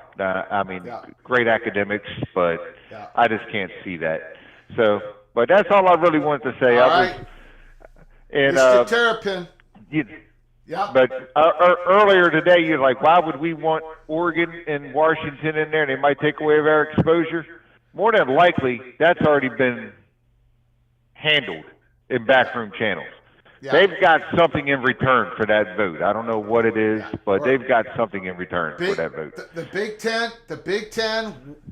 Big Ten had to go west, crab cakes. Yes. For the Big Ten to go east, where they really want to go. They want to go a little south of Maryland, so buckle up, Maryland. You're going to have some partners down there. Well, got to wait for it. Got to wait for that grant of rights and all that to come to get settled before big. They want to go. We got to get you some super chats. D5 Terps, yes, Big Ten's going to go to 20, and eventually probably 24, but they're definitely going to get to 20. The question is, do they get to 20 with or without Notre Dame? That's the big question. Is it Notre Dame in an ACC school, or is it two ACC schools that get it to 20? And then we'll see what happens. Thank you, D5 Terps, for your generosity. I apologize for missing your super chat earlier today. Thank you, Ted, Fighting Illini, for giving me that DM, showing me that I missed D5 Terps. I appreciate it. Vincent Paterno, thank you so much for your super chat. I appreciate your generosity to the channel. We are an independent college football YouTube channel. We are not attached by anybody, no strings attached. We do not have YouTube membership or any of that other stuff. Any information we have, we send it out as soon as we possibly can, hopefully in an entertaining manner to keep you guys all engrossed with the drama at college football. Thank you, Vincent. I appreciate it. Lewis, TGIO, Big 12 equals 16. Big 10 equals 18. Pac-4, so long until the ACC breaks up, whenever that is. Lewis, the legend, PATC legendary caller, thank you for your incredible generosity. Your contributions to this channel is never ending. With your phone calls, your generosity, your comments, and your friendship. Thank you, Lewis. I appreciate it so much. Who do I got on the line? Anybody. Anybody. I don't have anybody. Okay. I will get to your comments. The phone lines are open.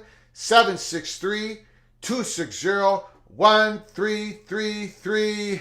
I do not have any insight on the Oregon-Washington payout joining the Big Ten. Sorry, I don't have that. It might be a little bit of a moving number, a little bit of negotiating number. Who is the Big Ten talking to? Are they talking to any media company outside of their current media company? Is the Big Ten talking to Amazon? I do not know. Or is this just an NBC, CBS, Fox situation where they're all going to pony up a little bit of money? And if NBC is paying some more money to get Oregon and Washington to pay the freight, how does that affect, or does it affect NBC's ability or want to have a deal with Notre Dame? Does this affect that at all? Is NBC calling Notre Dame and saying, look, we got to pay more money to the Big Ten? Come on in, Notre Dame. Come on in, Notre Dame. Come on in, Notre Dame. Is that what's going on?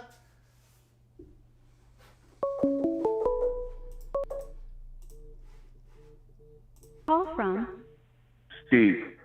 Steve, Cincinnati Bearcat. What's going on? What is going on? Arizona, they have started their meeting.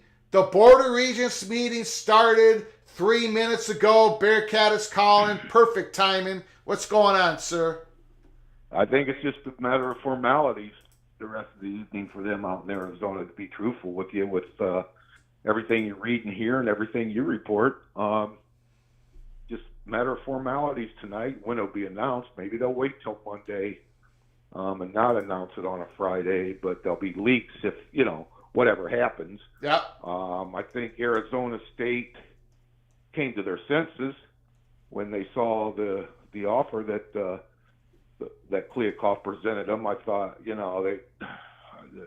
there's just no way that any university with an athletic department like an Arizona State would think it's a good deal. I mean, that's pretty evident. So, I think it's just a matter of formality tonight. But who knows? Anything could happen. Getting to the when's this going to stop phase, I think it's going to stop at 20. Before 2026, everybody will stop at 20. All three will stop at 20. We'll see if the ACC is still together. If everybody's going to 20, obviously the ACC won't be together, right? Yeah. They won't. I mean, if we have three at 20, and the reason I say that, Greg, is if we get 3 at 20, that's 60. You have a 12-team playoff. 20% of the teams in college football are going to make the playoff. Is my math correct? 12-team playoff with 60 teams. I think these 60 teams, 3 conferences, will put the fences up until 2030, just to see how this 4 years would go with 60 teams and 12 playoff spots. I don't see the 24 for a long time. Well, a long time. I don't know what a long time is. Till at least 2030. So how about this, Steve? Steve, how about this? Okay, the playoffs, the new playoffs, whatever they're going to look like. Now, PATC community, I want you to listen to this. The playoffs start 2026, the new version, whatever that's going to look like. Right. But we do have a playoffs all set up for 2024, for 2025. That's right. not changing, ladies and gentlemen. That's not changing. And do you know what's one of the aspects to the 12-team playoffs is? The 6 top-ranked conference champions get an automatic berth to the playoffs. Well, guess what? We're about to go, I believe. We are at least on the cusp of going from a 10 FBS conference to 9 FBS conferences. In other words, ladies and gentlemen, if the pack dies, if the pack completely implodes, and it looks like that's what's going to happen, Dennis Dodd just reported a minute ago that Arizona is being described now as a hard lean to the Big 12 as talks still progress this evening. If it implodes, if it shatters, that means that for the 2024 playoffs after this year, there's going to be at least 2 G5 schools that get to the expansion playoffs by winning their conference championship, and they're going to be, of course, one of the top 6 teams ranked because there's going to be only 4 autonomy conferences left. Think about that. And if you go through 2024, 2025 with 2 G5 schools making it both playoffs, how does that affect the 2026 negotiations of the playoffs? Do they put up the fence around the 3 autonomy schools or 4, wherever we're at that point, like Steve is saying, or will people like the 2 G5 schools in the expanded playoffs? I just want you to think about that. Steve, carry on. Thanks for letting me interrupt you. Oh no, I like listening to your point of view there. I can't say anything about G5 schools. You know who I'm a fan of, and you know what they did. Yeah. So, yeah. I mean, I'd hate to see a very good G5 school not make it. I'm all for the playoffs, Greg. I just think it brings a whole new, what do I want to say? A whole new look to college football, actually, and if you would, and since I don't have a wife, Greg, I sit around in the afternoon sometimes and get on my iPad and look at different scenarios that could happen. Yeah. And I'm all for a playoff, 12-team playoff. Yeah, but I don't think there's 4 teams out of 60 that'll be so far above the rest that they should get a bye. But with 12 teams, 4 teams are going to have to get a bye. Okay, I'm definitely, now this is where the old guy comes out. This is where the traditionalist comes out. Yeah. I'm definitely against anybody having a home game in a playoff. This isn't the NFL. Yeah. Okay. There's bowls that if this season ends on if the regular season ends on Thanksgiving, you've got 2 weeks to let people prepare to go to a bowl. The fans I'm talking about, and they will, especially if it's a playoff. But I'm for a playoff. I'm just not sold on the home stadium, home field advantage. I'm just not. Yeah. That to me, that's the old traditionalist. I'm a bowl guy. You know? You're an old guy, Steve. You're an old guy. You don't have to remind me, Greg. Please. But anyhow, that's my 2 cents. All right. Again, enjoy the show. Enjoy your input. And take care of your family, please. Appreciate it. Thank you, Steve. Great call. Mr. Cincinnati Bearcat.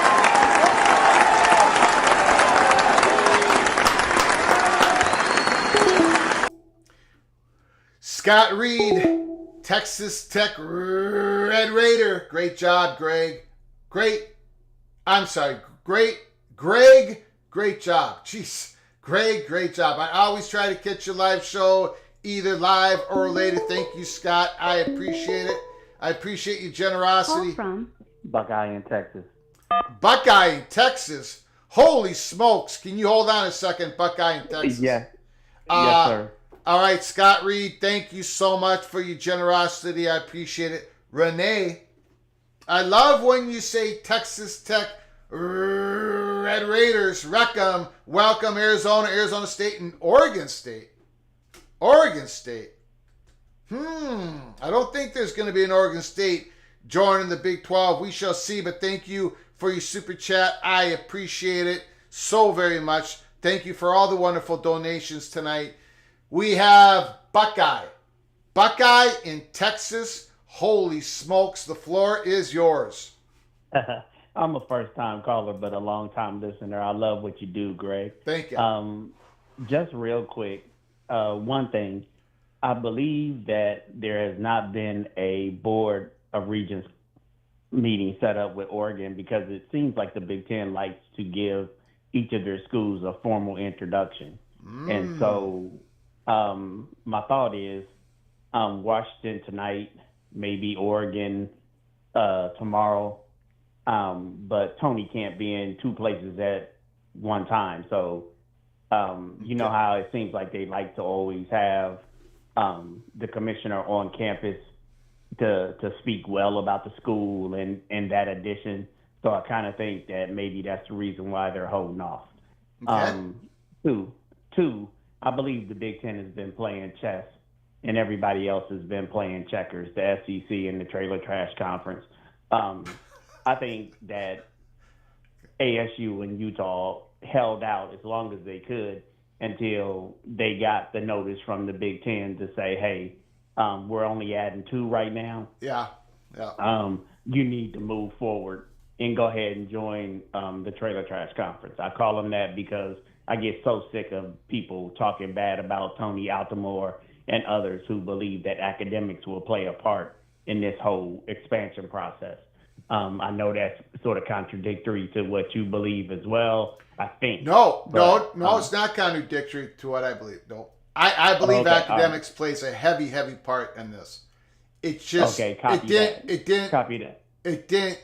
But what happened is that was not the whole story.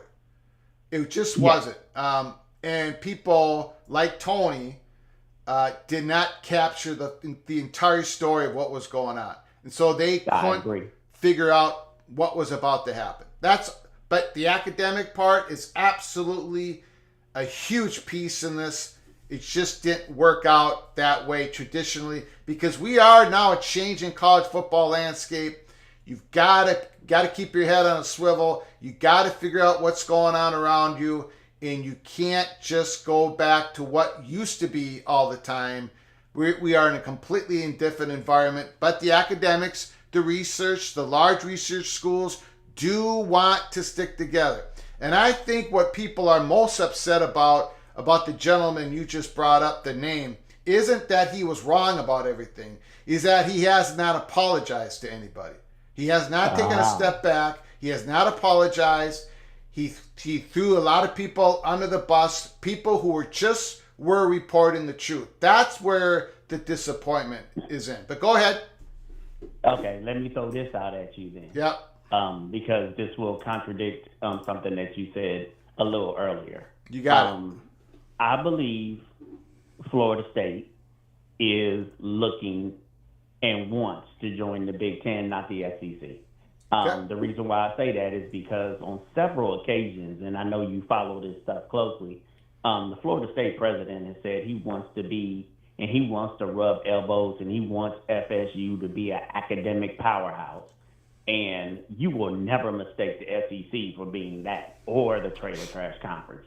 And so I believe that Florida State and Clemson or maybe Miami are on the table for the big.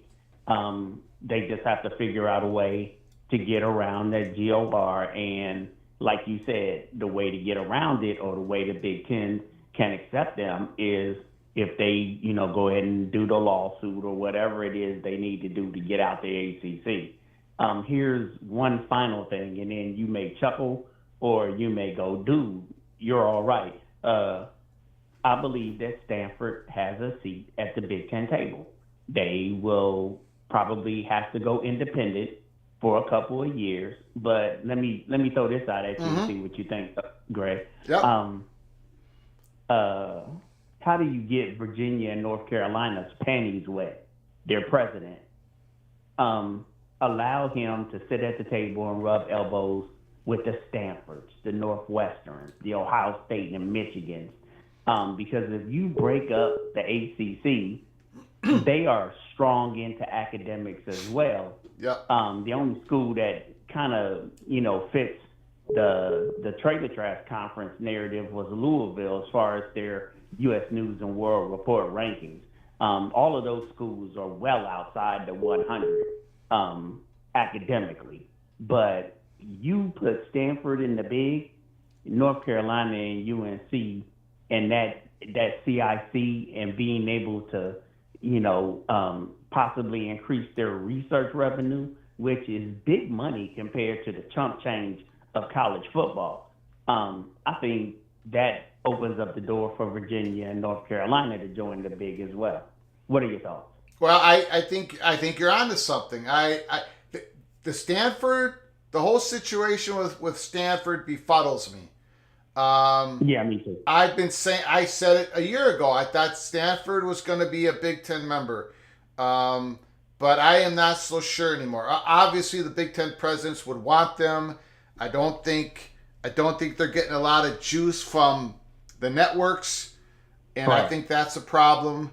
In back to your Florida State thing, I don't disagree with you that Florida State would like to go to the Big Ten. They're angling to the Big Ten. I believe they've even probably had indirect talks with the Big Ten. I don't think there's any question they've had talks with the Big Ten. The only thing that I've reported today was we were told that the Big Ten would not accept Florida State's application into the Big Ten Conference without getting themselves untangled from the grant of rights of the ACC first. That's what we're reporting. Yeah. Not that there wasn't interest from the Big Ten. It's just that they would not accept Florida State's application. You know what? We could be wrong. We could end up being wrong. And if we are wrong at Peek Around the Corner, we'll take the L. And I'll announce it at the beginning of the show like we do on every show. You know what, Greg? Yeah. But that would be one hell of a L, bro. Yeah? Well, we've had them before. No, I'm saying that would be a huge positive for the Big Ten because I believe that Oregon and Washington will come in at a discount. And this is my final comment, and then you could either choke me or say, interesting. But here's my final comment. I think the Big Ten has been playing chess all along. I believe that they are moving the pieces across the board. And realistically, I think this is a setup for the SEC and the Big Ten to get 4 playoff spots each. Sure. Let the rest fight for the Final Four. You know, you can give the Trailer Trash Conference one and the AAC and others one. But I believe that it's all set up for the two leagues to go to 24 teams.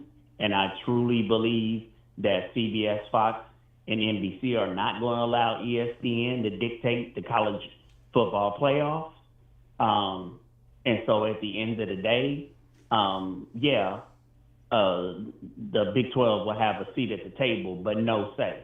They will either accept it or get rejected. And when the next contracts come up, and if the ACC and PAC both get rated and the Big take some schools at partial shares, why would I pay $40 or $50 million for FS1 games and ESPN Plus games, which are the Trailer Trash Conference games, if the major brands are all in the Big and the SEC? All right. So well, here's my question. Got it. But I'm not going to have this like Trailer Trash Conference. Okay, I stopped. Okay. Okay. So I appreciate the phone call. If you call again, please don't use that.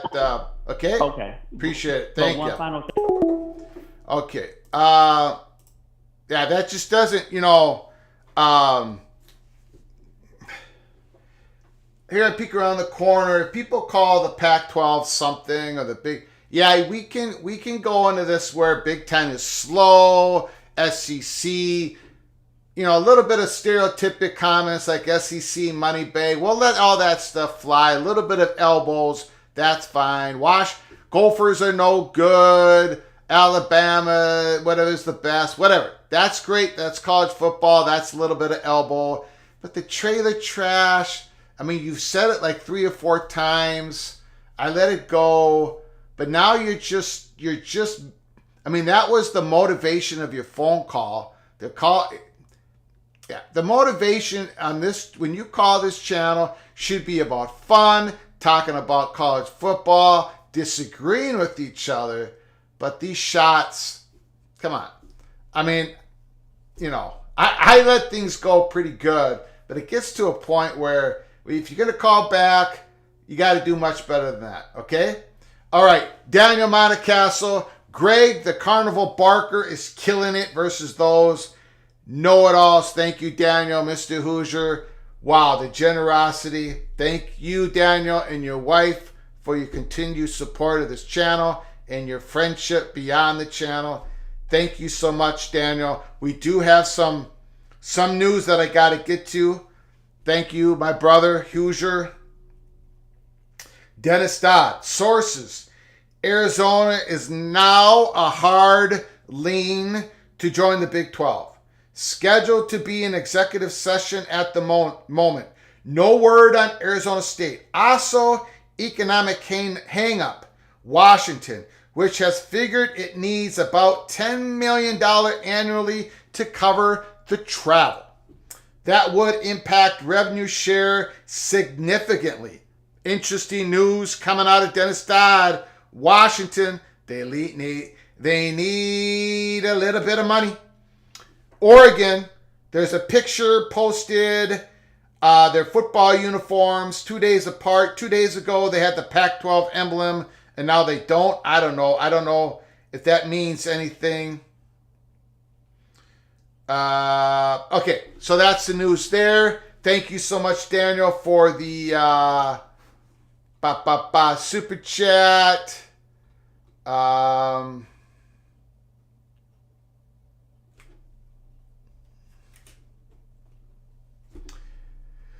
Okay.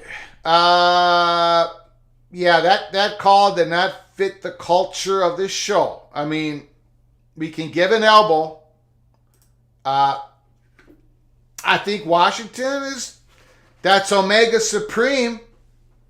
My brother from another mother, Black Rain. I read Dennis Dodd's tweet. What's up with Washington? We'll see. I think, look, Washington's got it. They got to push back. They got to say, hey, we need a little bit extra more money than what you're offering, Big Ten. They're haggling. That's okay. I mean, Jamie Thornton, Washington can always go to the newly expanded Mountain West Conference. I think they'll get the deal done. Everybody relax. Yeah. Jose is correct. Oregon and Washington, they have some leverage. They don't have a whole lot. They're not coming at it from a position of strength like USC and UCLA did. But they've got some. They got some pushback. They're using, they call Dennis Dodd and say, hey, I'm just letting you know, Dennis Dodd, that, we need a little bit more money here to cover the travel.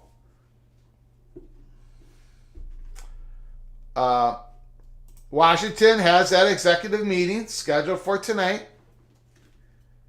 Ron Lowney, the deal will be done by tomorrow. What deal? Washington and Oregon? Or your Florida State? Let me know, Ron. Let me know. There's going to be some negotiations, no question about it. Some of Oregon's uniforms don't have the conference patch. Well, they're in the Pac-12 this year, so I think their uniform's going to have the Pac-12 patch on them. Right? The Oregon meeting, the Arizona State board meeting has gone on for 25 minutes. We're getting a lot of information coming on in.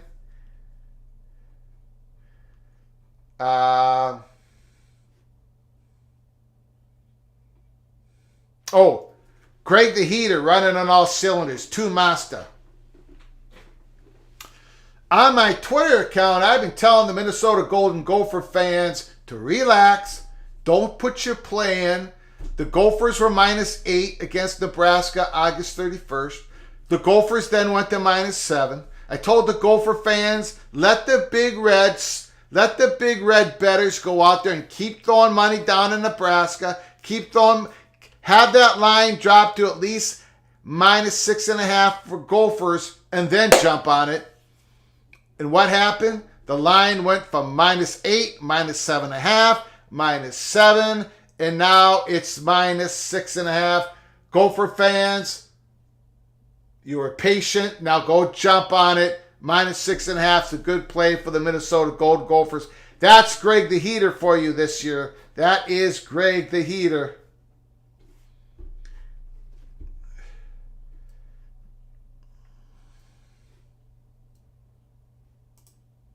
Ryan Michael says, these uniforms are used for recruiting photo shoots and do not rep the conference, only the school.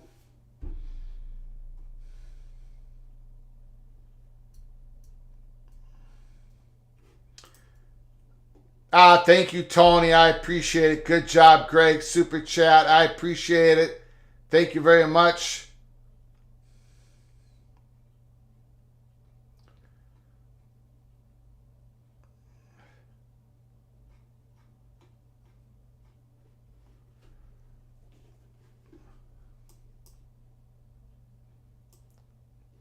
Phone line 763-260-1333. I'm going to go check. I got some DMs.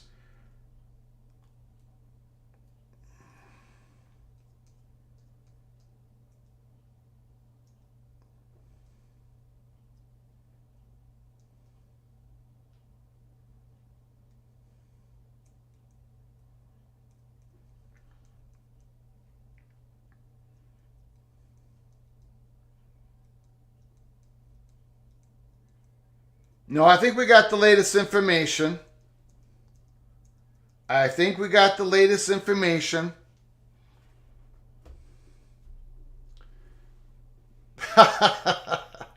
Tony, come on, Tony. I'm not going to be Greg the Cooler this year. I'm going to be Greg the Heater. My winning percentage against the spread this year is going to be over 60%. Not the winning percentage that was last year, which I will not mention because it was so low. Anthony Zappin, you forgot my super chat. I am sorry. Where is it? I don't see it. I'm sorry, Anthony. Both Arizona and Arizona presidents were on call tonight. Well, they're both, yeah, both of them. Do I have the, I don't know if I have the, let me see here. Thank you, Anthony, for your super chat, for your generosity. I do appreciate it.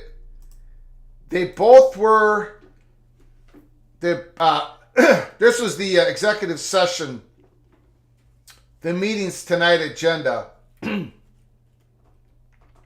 The review of assignments for Arizona State University President Michael Crow and the University of Arizona President Robert Robbins for possible legal advice and discussion regarding university athletics. So they're both on the call. They're both involved in this. I think maybe, according to reports I'm getting here from the reporters, it sounds like it's an Arizona dominant first part of the session, and probably Arizona State's going to be talking here at the next part of the session here. Yeah, they are meeting now.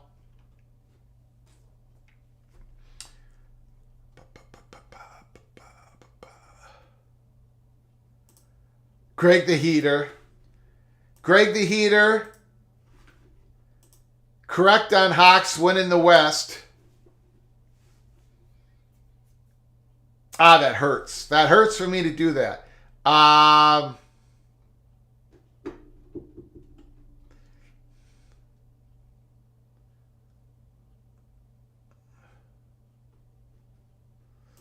don't know. Look, Jamie Thornton, I would love to know what Florida State is thinking if they were really told by the Big Ten it doesn't want to mess with them until the gore's been resolved. Call from JD. That's just what we can report at this time. JD, the floor is yours. Mr. Seminole, what's going on? How you doing, sir? Good. What's happening? Got any updates for us? I don't think there's anything that's like breaking news. Yeah. You just going back to yesterday's meeting, and I think the underlying words would be the two underlying words would be confidence and a unity, or let's just say a unified message. That's more than two words, obviously. You didn't see any nervous Board of Trustee members, right? Yep. It's obvious there's a game plan. It's obvious there's no surprises going on. Yep. You know, if we have to be realistic and we look at it from 20,000 feet, what was yesterday? Yesterday they were making their case. Okay? Yep. The next meeting most likely would be we need to move forward leaving the ACC. And then after that, I'm not even if they announce, let's just think about this realistically. It's probably going to take more than 12 months to unravel this. And there's another reason for that. There's going to have to be negotiations on the buyouts. We've all heard the rumors of $300 million. We've all heard other rumors and so on. We don't know what's accurate. I can promise you they'll sacrifice 12 months to get that down. And what's going to happen is they're going to have to announce they're leaving to destabilize things enough that number can come down. Okay? There's a few other things that are known that most people don't know or don't pay attention.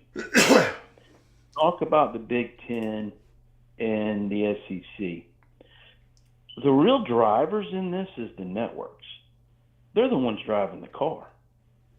And yes, the conferences have to sign off on a lot of on all this, but the networks, they're putting the carrot out there. They're leading people along.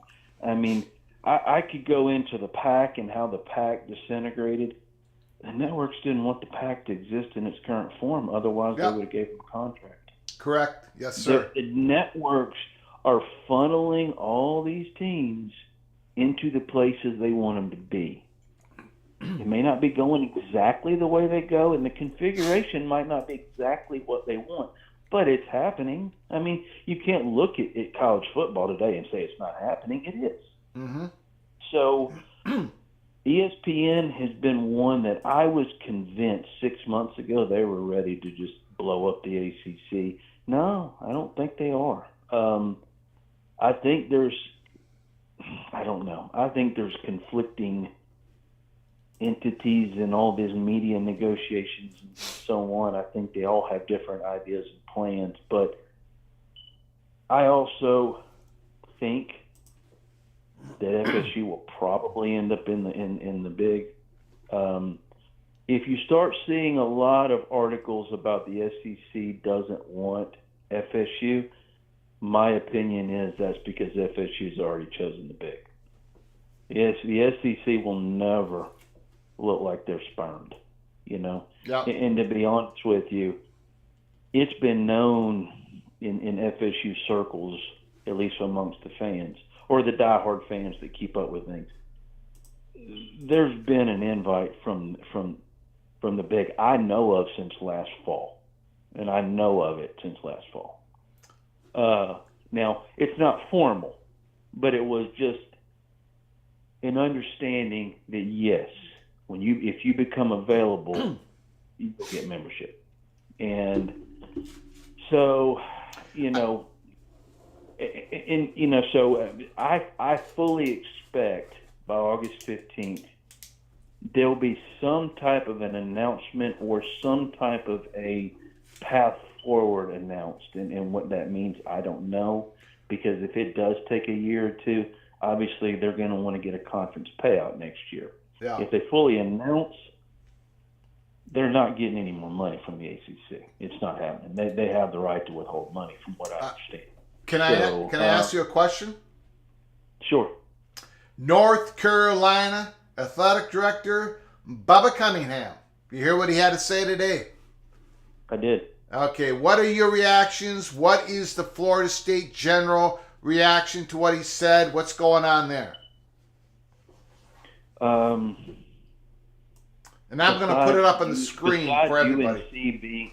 Besides UNC being the favorite child of the ACC, I'm not sure. I'm going to be honest with you. It could have been, as was referenced earlier, good cop, bad cop. It could be that UNC decides they want to stay in the ACC. There's a lot of moving pieces, and there's a lot of things going on behind the scenes. The thing is that what is going on behind the scenes would shock everyone. Yeah, and I say shock. You would never believe it. Mm-hmm. There's things happening today that we heard about 9 months ago, and now they're happening right now. And so now it didn't happen exactly choreographed, but pretty much the same thing. And so it's all happening, but I don't know. There was, suggestions that, over 8 teams in the ACC would leave and they'd go to all these different directions. But, sometimes just like herding cats, sometimes it just doesn't go as planned. Yeah, it sounds like from the Bubba Cunningham comments, and I'm going to read the last for what he said. This is Bubba Cunningham. I'm not sure how you can just say, just kidding, I didn't like the deal that was struck and now I want to get out of it. Any contract, it obligates you to what you agreed it on the front end. So I'm scratching my head wondering, what are you talking about? And that's, of course, he's talking to the Florida State. So this idea of 8 schools getting together and voting to dissolve the conference. If that is happening, I don't think it's happening. Never thought it was, but I don't think North Carolina is involved in it after those comments. I don't know. I would also say we probably don't need to pay, and I'm not talking about you, I'm just talking about in general. Yep. Sometimes public comments really aren't, it's just a smokescreen. Sure. And are they considering making other moves? Sure. Are they showing their hand today? Nope. No, sir. Got it. And they might choose to stay. I mean, a lot of the speculation about the ACC schools, I mean, yes, there was a group that's unhappy, and they, 7 or 8 schools, and there is a lot of risk. There's been the suggestion that they could just dissolve the conference. Well, maybe you can. You might get sued by the rest of the schools, and then some people will say, well, if there's no conference, there's no entity to sue because the teams are the conference, and you can get into all these legal wranglings and so on. All I know is FSU is very confident. Now, we've had some discussions on why they would be confident and what their claims would be against the GOR. Trust me, I disagree on the GOR with what a lot of the national perception is, but again, I'm not going to go into it because I don't even know if that's going to matter. I think what's going to happen is there's going to be a negotiated buyout. I think it'll get extended more than 10 years for FSU. But I also know that Gene Williams from War Chant, he did a really good job starting last week giving us daily updates. The biggest push that he was hearing, or the most recent push for FSU and Clemson to go to the Big, was from Fox. Mm-hmm. So I wouldn't be shocked if there's some negotiation at the network level. And I also was under the impression, and this is something that we discussed months ago on the boards, there's negotiations going on with the college football playoff past 2025, and ESPN wants to make sure they have a seat at the table. There could be some negotiations between ESPN and Fox, and maybe even some exchange of entities, obviously for a price, to achieve, those goals and so on. So maybe some of the ACC teams will actually be bartering chips to get ESPN in that position. Now, at the same time, I've also heard ESPN has no intention of folding the ACC and allowing it to dissolve. So I think there's just so many different things going on that I think a lot of this is being decided in real time now. Yep. Because realignment has sped up. Yes. So do I believe FSU is going to get out? Yes, I do. Do I believe it's not going to take 12 months? I think it's going to take 18 months, or close to 2 years. Yes. So I have a hard time believing. Go ahead. Okay, so to wrap this up for tonight, you believe that Florida State is not going to officially send in their withdrawal notice to the ACC by August 15th, correct? After what you just said, it's going to take, or do you think they're going to withdraw but yet negotiate for 18 months? What I'm saying is, I believe if they put the official notice in, I would assume they are going to withdraw, and they already have a plan to handle all the rest of that. But I do believe you'll hear something from them. So I don't believe yesterday was it. Oh, no. Because no. The chairman. Everything. Yeah. I mean, why did you choose this time frame to – now, granted, they didn't really talk, maliciously yesterday or the last 2 days. All they did was state the facts, and then the ACC is all up in arms. Well, be honest with you, the people that are the most up in arms is the media. And it's like, how dare you? Well, all we're saying is that we can't compete if we stay here. I mean, what else are we supposed to do? But they didn't choose this time frame just to extend out the message another 12 months. No. The message is about, I would imagine, in the next week and a half, it's going to be presented. I'm just saying, the legal part of it, the whole getting out of the GOR, I don't know that it would happen that quick. And that's, maybe they go without, maybe they play, maybe they announce, but they still play in the ACC in 2024. I don't know how that works either. Okay. Maybe they just don't get paid that year. And then they go into 2025, or maybe they work it out where they can play at the ACC in 2024, but then they move on for 2025. I don't know. All I know is I firmly believe they're leaving, and I believe they have a landing spot. All right. So, appreciate it. All right. Thank you, sir. Appreciate the phone call. Beautiful. That's a JD. That's Mr. Seminole.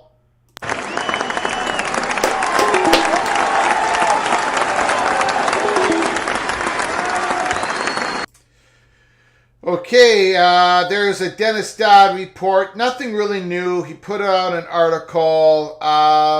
Arizona's a heavy lean.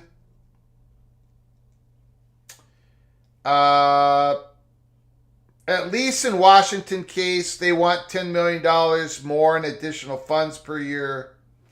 So we'll see how it goes. We're going to wrap it up for tonight. We've been on the air for 2 hours and 15 minutes. We appreciate you all coming in. I know there's a lot of people in the chat for the first time ever. We appreciate all your donations, the incredible phone calls, the comments. PATC community is the very best there is in college football YouTube channels. We have a lot of fun here. We're going to be covering the football season like nobody else. We're going to cry and celebrate together. So stick with us here at Peek Around the Corner as we continue to follow this Pac-12 saga. We believe tomorrow is the day that they get the death blow. Arizona schools, Washington and Oregon. This is your chance. This is your chance. It's time to kick down the Big Ten expansion door off its hinges and join the Big Ten for the 2024 season. Wow. So much drama. So much going on. You can tell in the voices of the people who call the channel. You can tell in the comments section.